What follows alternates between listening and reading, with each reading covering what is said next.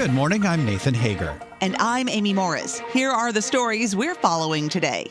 We begin this morning with earnings for an entertainment giant. We're watching shares of Disney this morning. They're higher by about 1% in early trading. Cost cuts and the Hollywood strikes are boosting Disney's bottom line, and the company expects content spending to be about $3 billion less than usual. Disney's also boosting the price of its premium subscription for streaming by 27%. Geeta Ranganathan covers Disney for Bloomberg Intelligence. They have pricing power, and they're going to exercise it. And this is what it's really coming down to now in the streaming wars. The subscriber hyper-focus is over and done with. Now it's all about ARPU, growing revenue per user, and that's exactly what Disney is doing. This should pad not only the top line, but also the bottom line. Geeta Ranganathan with Bloomberg Intelligence notes it's the second price increase for Disney Plus in less than a year. And while we see Disney shares on the rise, today's big market-moving event will likely be the latest reading on inflation. We get the Consumer Price Index for July at 8:30 a.m. Wall Street time, and economists anticipate a tame reading, an increase of just 0.2%. Bloomberg's Michael McKee has details. This may be the most important economic indicator in a long time. It's important because, of course, the level of interest rates going forward will depend on whether inflation is coming down. Fed officials have suggested one more rate increase going forward, but they also say they are data dependent. The data suggest a decent progress report.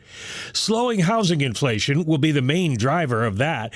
Used car, travel, and apparel price gains have also slowed, while energy prices are up.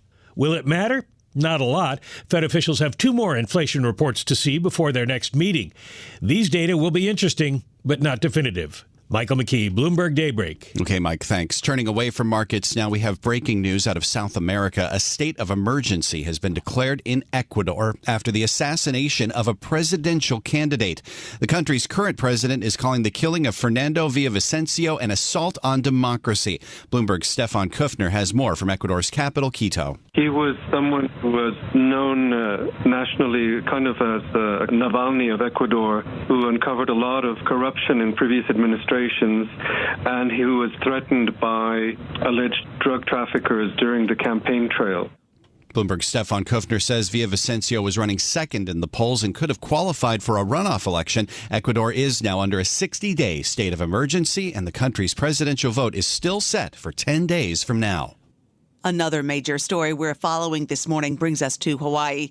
Devastating wildfires on the west side of Maui, claiming at least 36 lives so far. We get that story from Bloomberg's Ed Baxter. Lahaina town was Hawaii's first capital. It turned into a place natives and tourists love to visit. Helicopter pilot Richard Olston says it is gone. It looked like an area that had been bombed in a war. Owners of businesses on Front Street shutting down their websites, out of business.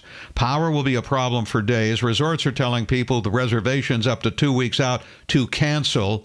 Lieutenant Governor Sylvia Luke says the process is going to take a long time. It's going to take weeks and maybe months to assess the food damage. She says aloha is being shown, though, in relief efforts of the island's Ohana family. In San Francisco, I'm Ed Baxter, Bloomberg Daybreak. All right, thanks for that, Ed. Tensions between Washington and Beijing are also in focus this morning. The White House has officially announced limits on U.S. investments in China. Dan Flatley has more from our Bloomberg 99.1 newsroom in Washington. Biden signed an executive order which gives a year for industry to weigh in on how these restrictions will actually work. But the intent is to restrict the knowledge that comes with venture capital and private equity investment into sensitive areas of the Chinese economy, including advanced semiconductors, microelectronics, quantum computing, which think code breaking, and potentially artificial intelligence. Bloomberg's Dan Flatley reports the order won't go into effect until next year, and it won't be retroactive. Presidential politics also in focus this morning. Donald Trump says he's still unsure if he'll participate in the first GOP debate. The former president also tells Newsmax he will not sign a required pledge to support the Republican nominee. Why would I sign a pledge? There's people on there that I wouldn't have. I wouldn't have certain people as, somebody that I'd endorse. So they want you to sign a pledge. But I can name 3 or 4 people that I wouldn't support for president. The former president currently enjoys a wide lead over the rest of the field. The first GOP debate is set for August 23rd in Milwaukee. Turning from politics to space, we're learning Richard Branson's Virgin Galactic is poised to launch its first private space tourists today. The journey allows Virgin Galactic to begin clearing a backlog of ticket holders waiting for rides to space. Virgin Galactic's main competition comes from Blue Origin, the commercial space company founded by Jeff Bezos. New numbers this morning paint a bleak picture of diversity in corporate America. The number of black people appointed as company directors has fallen dramatically. 15% of board members appointed this year at S&P 500 companies were black. That's down from 26% the year before, according to executive recruiter Spencer Stewart. The number of black directors rose in the wake of the murder of George Floyd, but now it's fallen back to roughly where it was 5 years ago. Time now for a look at some of the other stories making news around the world. For that, we're joined by Bloomberg's John Tucker. Good morning, John. Hey, good morning, Amy. An armed Utah man accused of making violent threats against President Joe Biden was shot and killed by FBI agents hours before the president landed in that state. Let's get more in this report from Bloomberg's Jeff Bellinger. Special agents were trying to serve a warrant on the home of Craig Robertson in Provo, south of Salt Lake City, when the shooting happened. Robertson posted online Monday that he had heard President Biden was coming to Utah, and he was planning to dig out a camouflage suit and begin cleaning the dust off the M24 sniper rifle. Robertson referred to himself as a MAGA Trumper. He had also posted threats against top law enforcement officials overseeing court cases against Trump. The president flew to Utah yesterday ahead of a visit to a Veterans Affairs hospital in Salt Lake City. Jeff Bellinger, Bloomberg Radio. At a time of rising tensions, China has lifted a ban on group tours to a slew of countries, including the U.S. Group tours will start immediately. The easing applies to all travel agencies and online platforms across that country. The relaxation may set the stage for an acceleration of the global tourism industry's rebound from COVID. The top state prosecutor in Orlando, Florida, who was elected to her position, remains defiant after being suspended by Governor Ron DeSantis. This is an outrage. DeSantis removed Monique Worrell for what he calls neglect of duty. She faced criticism this week after 2 police officers were shot, allegedly by a man with a long criminal history who'd been released on bond. Worrell is the second Democratic state attorney removed by DeSantis. And the U.S. National Security Council says Guatemala's lawlessness is fueling waves of desperate immigrants. But many of the guns in Guatemala are being legally imported from the U.S. American gun makers have been the leading supplier of firearms to Guatemala for years, but following a regulatory change in 2020, shipments have more than doubled. And he helped shape the sound of the 1970s with a group simply known as The Band.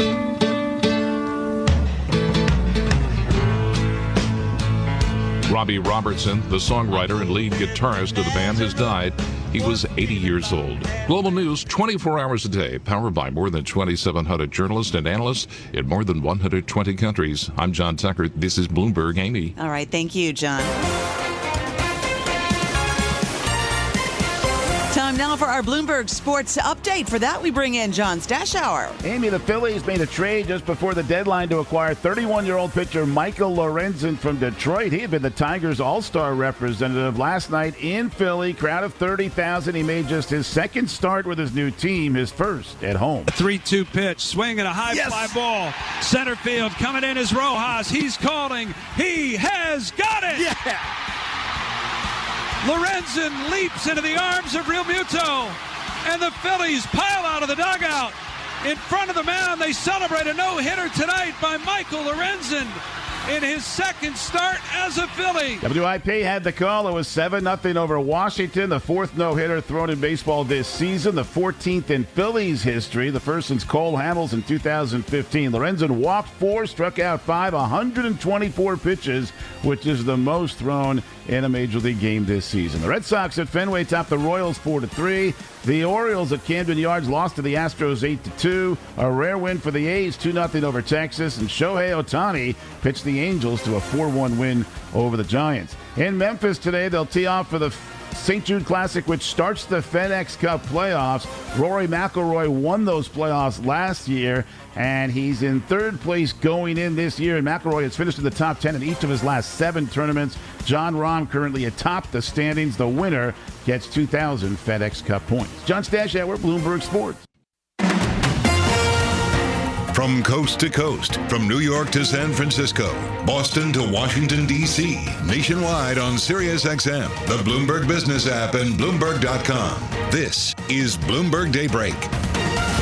Good morning, I'm Nathan Hager. The South American nation of Ecuador is under a state of emergency this morning. An upcoming presidential election has been thrown into some doubt now with one of the leading candidates in the race, Fernando Villavicencio, assassinated following a campaign rally last night. It is an act the outgoing president of Ecuador, Guillermo Lasso, is calling an assault on his country's democracy. Bloomberg News senior editor Bill Ferries is following the latest developments out of Ecuador and joins me now. Good to speak with you, Bill. Thanks for being with us. Can you just give us an update on what happened, why Fernando Villavicencio may have been a target of assassins here? Well, Villavicencio has a long history as a journalist going after corruption in Ecuador, particularly during the 2007 to 17 era of President Rafael Correa. He was often on the run, hiding at that time. More recently, he was a member of the Congress and was now running for president. Had been very outspoken in his criticism of some of the big contracts awarded to natural resource companies, but also in particular, like all the candidates in this race in Ecuador, had been very focused on worsening crime in the country and had been going after, or saying he would be going after, some of the drug cartels that have increasingly used Ecuador's ports to export cocaine to the rest of the world. He said he had received threats during the campaign. He did have a security detail, but he had also refused to back down, saying that he would never try to reach a deal with the cartels. We don't know who assassinated him. The details we have from the government are that he was shot, and then a gun battle erupted between his security detail and the assassins. 6 people have been arrested. 1 suspect died apparently from the wounds sustained, but we don't know yet any of the names of these people. We don't know who was behind it. It sounds as though stability in Ecuador has been in question for some time here. Emerging market investors might have a better idea of just what the situation is like in Ecuador right now. But can you describe for a broader audience what things are like in Ecuador right now, what the level of stability is in the country? Well, you got to remember Ecuador is sandwiched between Peru and Colombia, and those are 2 countries that have historically had a lot of issues with violent crime, drug-related crime. They're the 2 biggest producers of cocaine in the world. Ecuador had a history of being a more peaceful place. Although it has had its own share of political turmoil that hadn't spilled off over into violence quite as much. But the last several years, violent crime has become increasingly endemic as some of the cartels based in the neighboring countries have moved to ship their products through Ecuador. And it's become just a bigger issue for the society. In this presidential race, of the 8 candidates who were going into the August 20th election, all of them were basically focused on the issue of how to deal with violence. And the real question now will be, where do voters turn with Villavicencio no longer a part of this race? Do they look to a more hardline candidate? How does the government in place try to address this? The president has said he's going to deploy the military across the country to try to ensure more safety, but it's not clear whether that kind of measure will really have a long-term impact. Yeah, to say that something like this has an impact on a presidential race is an extreme understatement here. In our last minute, Bill, how could a state of emergency, a 60-day state of emergency, affect a presidential election that, as far as we know, is still scheduled for 10 days from now? Yeah, I think it's very much going to be seen as a temporary measure. I think Ecuador is really at quite a turning point here in terms of whether the cartels and organized crime gain the upper hand over the ability of the government to provide any security for its people. So I think the government's focus now is getting to that August 20th date without any more major episodes of violence. This is not the first political attack. Even in recent weeks in Ecuador, a mayor of the southern port city of Manta was recently killed. So the challenge is on for the government to try to just get to that August 20th date, hand over to a new president in December, and see if that new leader can improve the country's security situation. This is Bloomberg Daybreak Today, your morning brief on the stories making news from Wall Street to Washington and beyond. Look for us on your podcast feed by 6 a.m. Eastern each morning on Apple, Spotify, and anywhere else you get your podcasts. You can also listen live each morning starting at 5 a.m. Wall Street time on Bloomberg 1130 in New York, Bloomberg 99.1 in Washington, Bloomberg 106.1 in Boston, and Bloomberg 960 in San Francisco. Our flagship New York station is also available on your Amazon Alexa devices. Just say, Alexa, play Bloomberg 1130. Plus, listen coast to coast on the Bloomberg Business app, Sirius XM Channel 119, the iHeartRadio app, and on Bloomberg.com. I'm Nathan Hager. And I'm Amy Morris. Join us again tomorrow morning for all the news you need to start your day right here on Bloomberg Daybreak.